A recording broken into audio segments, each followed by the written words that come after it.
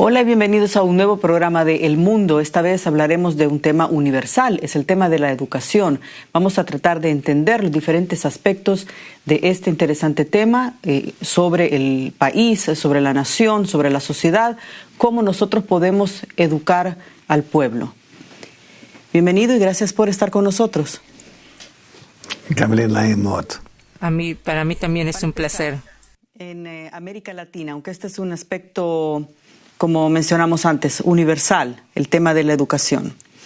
La Organización de Estados Iberoamericanos ha puesto en marcha algo que se llama el Instituto Iberoamericano para la Educación y la Productividad. Y lo que han determinado es que la educación universal, por lo menos para el área de América Latina, debe ser fundamental hasta los 12 años, por lo menos. Ahora, ¿por qué esto es importante hasta los 12 años? Porque en el continente, en muchos lugares, los niños no pueden ir a la escuela por las circunstancias, por las distancias que hay, no tienen acceso a las escuelas, las condiciones económicas son precarias y no tienen este acceso. Entonces, la pregunta fundamental es si hay algo especial entre los 0 años y los 12 años que usted considera que es una edad indispensable para educar a un niño.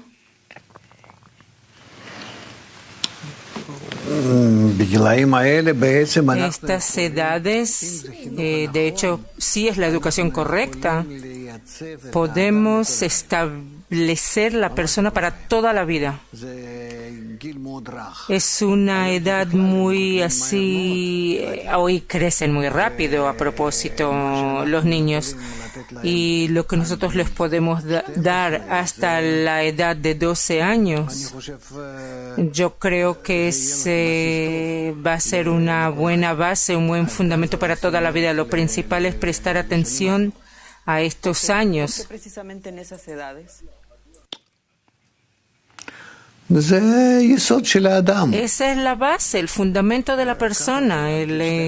Así es, hasta la edad de 12, 13 años, la persona crece. Después solo refuerza lo que recibió. Por eso es tan importante justamente en esas edades, más o menos desde la edad de 3 años hasta la edad de 13 años, esos 10 años, prestar atención a ¿con qué los llenamos a los niños? ¿Cómo jugamos con ellos? ¿Qué le damos a hacer? ¿En qué grupo, en qué sociedad está? ¿Qué clases, qué charlas? ¿Qué es lo que escucha?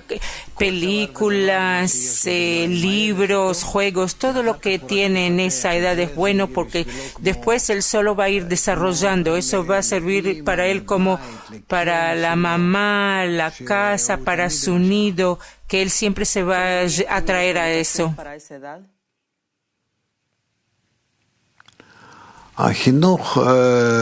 La edad, para esa edad debería contener o incluir lo principal, una sensación social.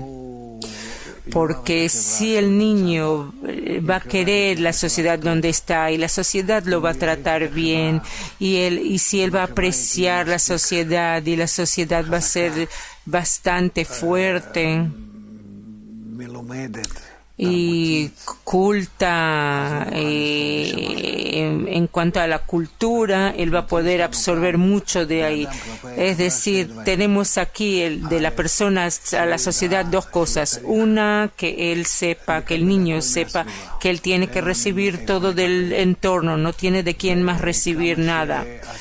Y cuanto más grande la sociedad, para que él pueda recibir más de ella, y el tamaño de la sociedad no se trata de cuántas personas hay alrededor de él, sino cuánto él los aprecia. Eso es uno. Y lo otro es cuánto él se considera menor con respecto a la sociedad para poder recibir de ellos todo. Entonces, agrandar la sociedad en sus ojos y minimizarse en relación a la sociedad.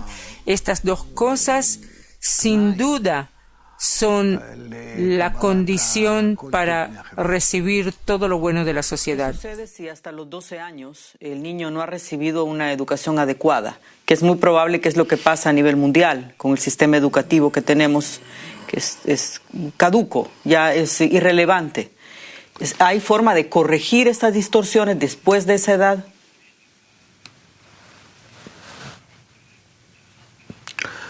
Yo no estoy hablando de la educación regular.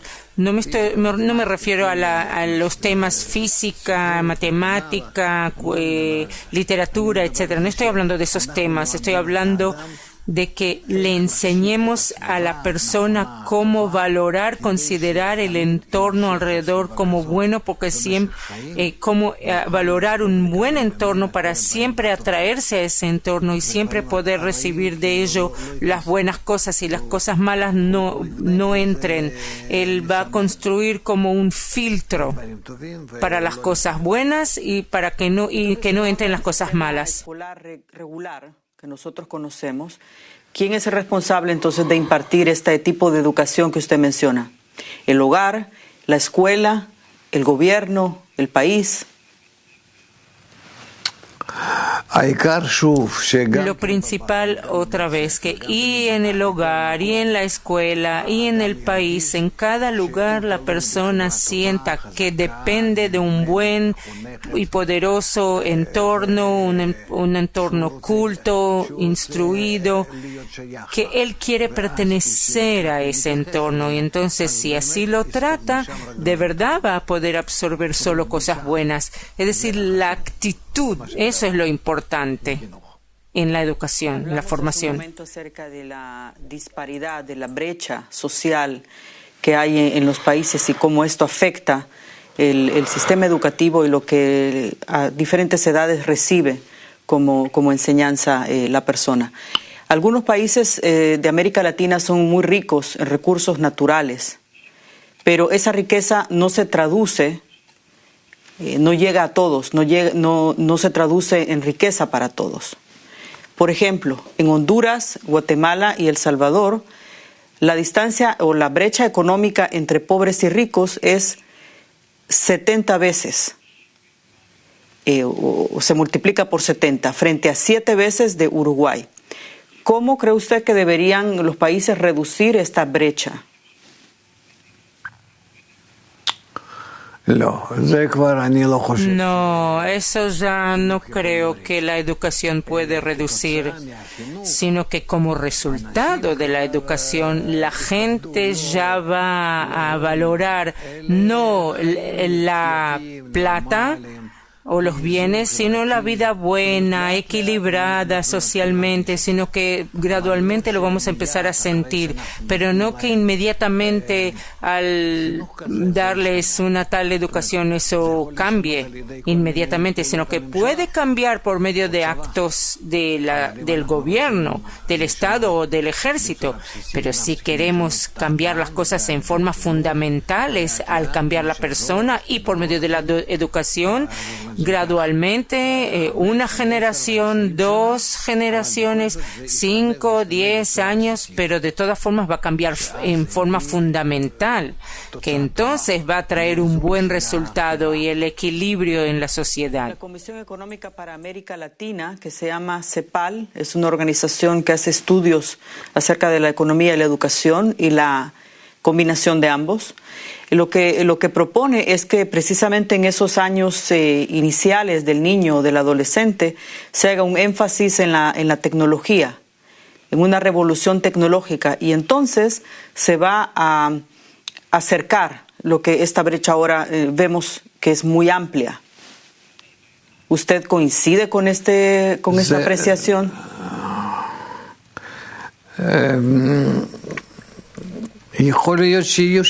Puede ser que haya cambios, seguro que van a haber cambios del estudio de la tecnología y la ciencia y las profesiones, que reciban mejores profesiones, pero yo no pienso que eso tanto va a influenciar la brecha social.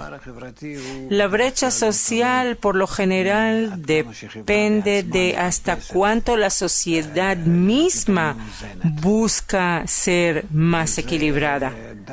Busca el balance, y eso casualmente depende de la educación y no hasta cuánto hay ahí más personas más científicos o psicólogos o sociólogos, etcétera. No.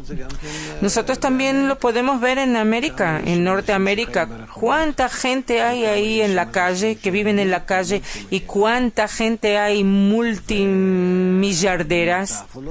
Y la situación no es buena, no es buena la situación ahí. Estamos hablando de sociedades que pueden llegar a un acercamiento entre los más ricos y los más pobres, y eso solo por la educación. Aparte, que ¿de dónde el Estado podrá recibir presupuestos tan grandes y usar presupuestos tan ampliamente para darles a todos profesiones buenas, meter a todos a las universidades? Es un gran problema en los países pobres. Por eso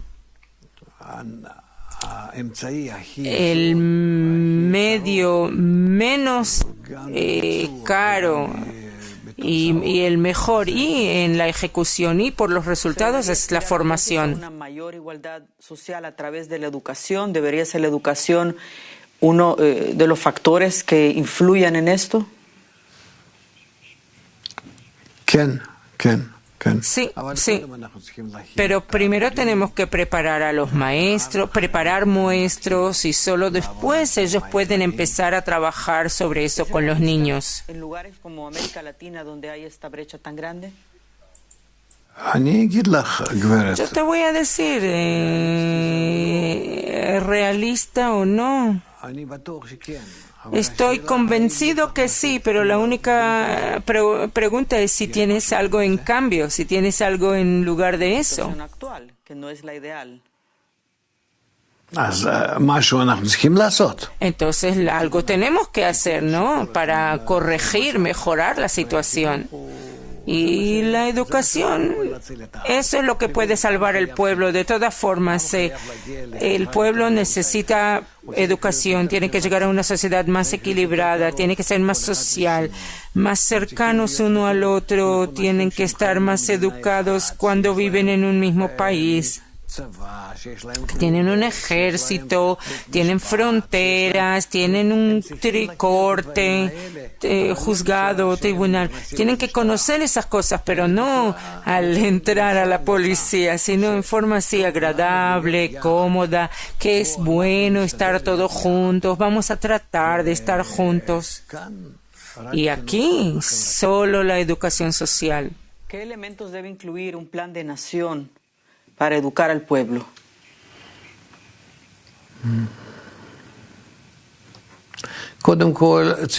Primero hay que explicar de dónde todo proviene.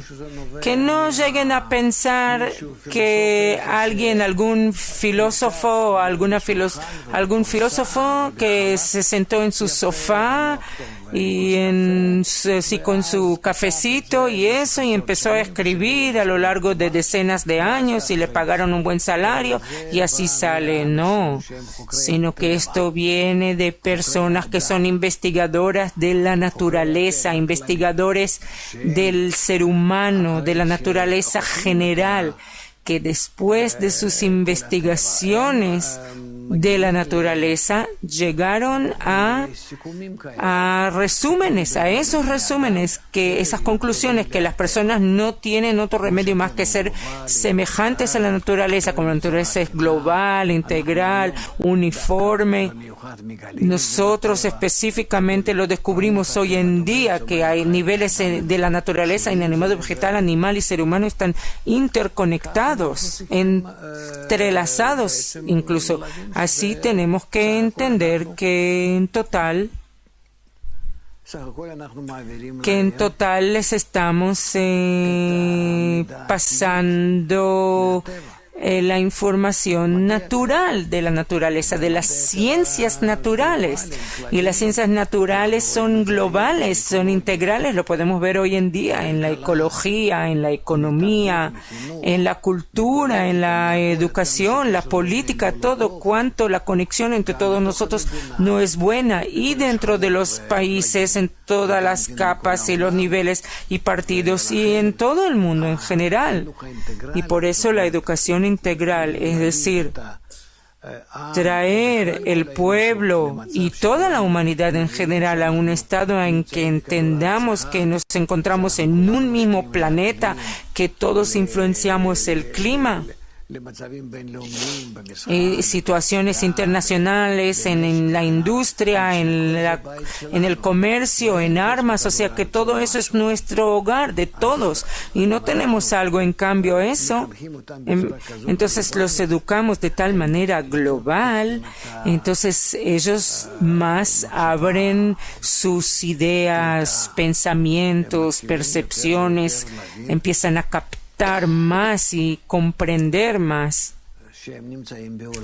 que se encuentran en un mundo global y entonces lo que como piensan ya es diferente y su trato a las personas es distinto. Un sistema regular de educación y añadir todos estos aspectos de educación integral. No es que va a sustituir el plan de estudios regular de hoy día. No tenemos un sistema educativo, tenemos un sistema de instrucción, de enseñanza. Tenemos solamente un sistema de instrucción, de erudición. Los niños vienen a la escuela o incluso al jardín infantil, les enseñan a escribir, contar, leer, toda clase de cosas, pero les enseñan para un cierto fin, ciencia final, primitiva, para que ellos puedan vivir en este mundo. Contar dinero, contar la plata, saber cómo entrar, preguntar qué pasa aquí y allá, pero no es una educación social. Es una educación de enseñanza. Eso es todo lo que les enseñan, porque eso proviene de lo que habíamos llevado en el pasado, los trabajadores del campo, y los pusieron en la escuela para que empiecen los campesinos hace 100, 150 años empezó, y los pusieron en las escuelas para enseñarles. ¿Por qué? Porque empezaron a desarrollarse fábricas que necesitaban manos de obra y esas personas tenían que saber un poco contar, leer un poco, escribir algo, medir algo y alguna otra cosita. Y de esta forma ellos pudieron trabajar. Así que la escuela era solamente para darles a los niños tales conocimientos. Y hasta nuestros tiempos sigue así. Es decir, no se forma seres humanos, sino que solamente actúan para prepararlos a un trabajo primitivo únicamente. Retomar de este modelo que podría considerarse primitivo, cosas que se pueden rescatar, mantener. Seguro, no rompemos nada de lo que hay, solo decimos que hemos llegado al estado de la sociedad integral y por eso en una tal sociedad tenemos que añadir también educación integral, pero todo lo que existe no se toca, mantener eso y desarrollarlo también, lo que ellos estudian hoy en las escuelas. UNESCO ha lanzado un programa que se llama Educación Inclusiva. Eso es lo que está proponiendo como algo novedoso para todo el mundo. Y los elementos que menciona esta propuesta son muy parecidos a los elementos que incluye la educación integral. Entonces, mi pregunta es, ¿qué tiene la educación integral como aspecto único o especial que se diferencia con otras propuestas que para el oído común y corriente suena como lo mismo o algo muy parecido?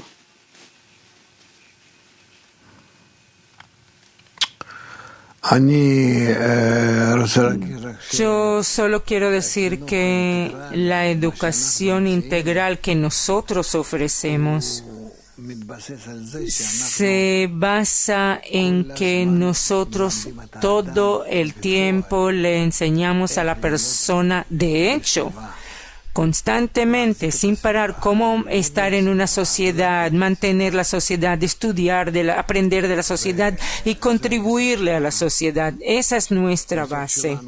Nuestros fundamentos es que todos los niños tienen que aprender, aunque sean las profesiones como aprenden hoy, o los temas que estudian, pero en pequeños grupos, en grupos pequeños, y que en esos grupos pequeños ellos sean responsables uno del otro, los niños, y que todos estudian en conjunto, en un círculo, y hacen trabajo en círculo. E incluso hacen las pruebas, los exámenes en círculo, o sea que tengan responsabilidad mutua por los grupos pequeños en los que se encuentran.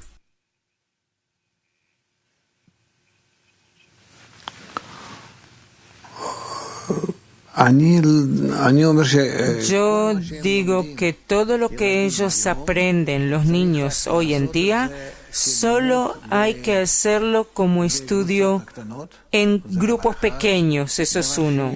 No importa lo que estudien, y aparte que en esos grupos pequeños tienen que aprender cómo tratarse uno al otro, son con activaciones, como parece como psicológicas, aunque no es psicología, que los niños establecen esas sociedades por sí mismos, se sienten interconectados. ¿Hasta cuánto están interconectados? Sienten el beneficio por la conexión entre ellos, y eso es lo principal. Y entonces se les enseña cómo podemos hacerlo en el hogar, en la familia y en el patio, en el jardín, en la calle, no solo en la escuela, sino en todo el país y en todo el mundo. Se aprende qué golpes están recibiendo hoy la humanidad de la naturaleza colectiva y cómo podemos solucionar eso por la conexión correcta entre nosotros. Y tuviera que hacer una reforma educativa, hacer cambios hacia un mejor futuro del país, ¿qué medidas tomaría? ¿Qué incluiría este programa?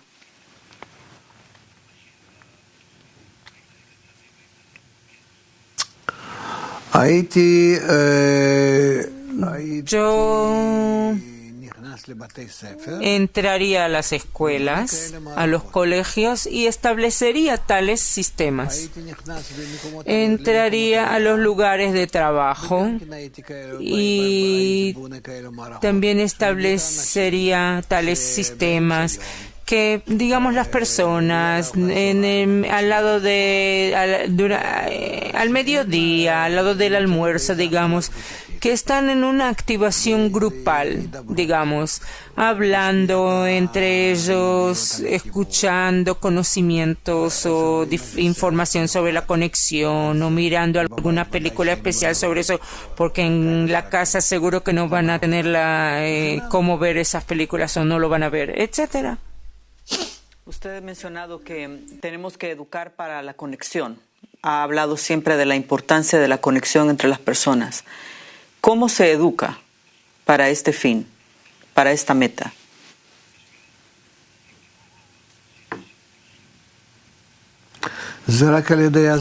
Solo por medio de la explicación, el esclarecimiento que nos encontramos en un mundo global e integral, que la naturaleza comprensiva es integral en todas sus formas y capas y niveles e interconexiones, está toda entrelazada, y por eso nosotros solo nos queda relacionarnos con ese sistema integral y global, y de esta forma llegamos a un cambio y social y del entorno, a un cambio bueno. Un entorno bueno se encuentra en la naturaleza, que es buena, y niños como adultos, a todos, porque hasta ahora hemos hablado básicamente acerca de los niños. Sí, seguro. Es imposible hacerlo solo con los niños, hay que hacerlo en toda la generación. y grandes y chicos, como dije, en los lugares de trabajo, para la gente que ya no trabajan, los que están desempleados, hay que hacerles toda clase de círculo, de pasatiempos en los lugares donde ellos viven. Y así podemos de verdad acercarnos a una vida buena. Yo pienso que en Sudamérica eso aún más es posible, porque es un mismo idioma todo el continente y también España. Así que yo no veo un idioma que sea más exitoso y un lugar mejor para esta clase de educación que Sudamérica. Entonces, primero, ¿cuál sería entonces la prioridad? ¿Educar a los adultos para que a través de los adultos esto llegue a los niños? ¿O cuál sería entonces este orden que debe seguir un país? Yo pienso que primero tenemos que preparar un sistema de explicación, de esclarecimiento. Tenemos que acercarnos o dirigirnos a todos los países y tratar de convencerlos que esto es necesario. Ellos tienen que, como todos esos países que usan el idioma español, todos esos países tienen que aceptar eso o asumir eso y dar tiempo y horas para transmisiones por televisión, tal vez por internet, programas educativos en las escuelas. Eso tiene que ser algo a nivel, en una dimensión de todo el continente. Este programa también se traduce a hebreo, entonces es también relevante para lo que pasa en Israel. Y tengo la curiosidad sobre el tema particular de Israel, cuando hablamos de educar a la nación para que haya una mayor unión y conexión. ¿Qué se necesitaría? ¿Cuáles serían entonces estos elementos que hay que tomar en cuenta?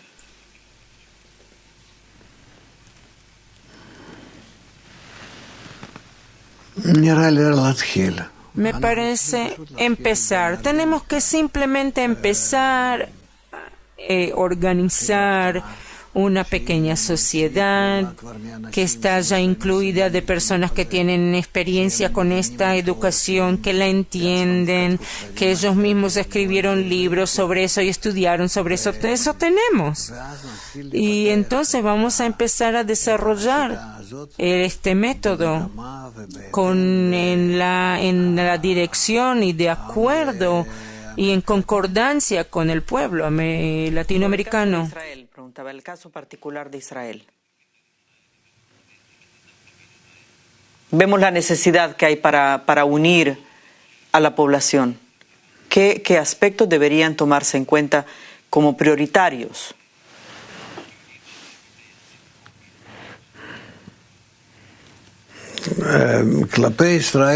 En relación a Israel, tenemos que lo antes posible educar a la nación y no empezar de los niños, sino casualmente de los adultos en Israel. Tenemos que explicar que no tenemos otro remedio, estamos al borde estamos en situaciones, diría, de extremo, críticos, estados críticos, situaciones críticos, severos, y si nosotros en esta situación crítica no vamos a poder realizar la conexión entre nosotros, vamos a perdernos como nación, como país, y no vamos a tener aquí ningún lugar. Sobre eso los cabalistas escribieron, y yo veo cómo eso de verdad podría suceder. Entonces, ¿Israel debería ser un ejemplo o podría ser un ejemplo tanto para América Latina y todo el mundo en cuanto a educación integral o educación para la conexión? Justamente porque en Israel el peor estado, la peor situación. Hay odio de parte de todos. La situación de seguridad es muy mala. La situación social es aún peor. Y por lo tanto, yo pienso que no hay un lugar más correcto o mejor para realizar ese método que Israel. Y tenemos que hacerlo entonces. En relación a Israel, no tanto, más en relación a Latinoamérica, América Latina. Porque es una tierra difícil, un pueblo difícil y está en un estado mucho más roto que América Latina. Es un pueblo demasiado sabio y demasiado terco. Pero hay que seguir haciendo lo que podemos, porque no tenemos otro remedio. Si no vamos a corregir eso, nadie va a corregir y todo se va a terminar de una manera muy mala. Por eso yo, de todas formas, soy optimista. Vamos a mantener este optimismo tanto para Israel, América Latina y todo el mundo. Muchas gracias por su tiempo. Gracias a ti.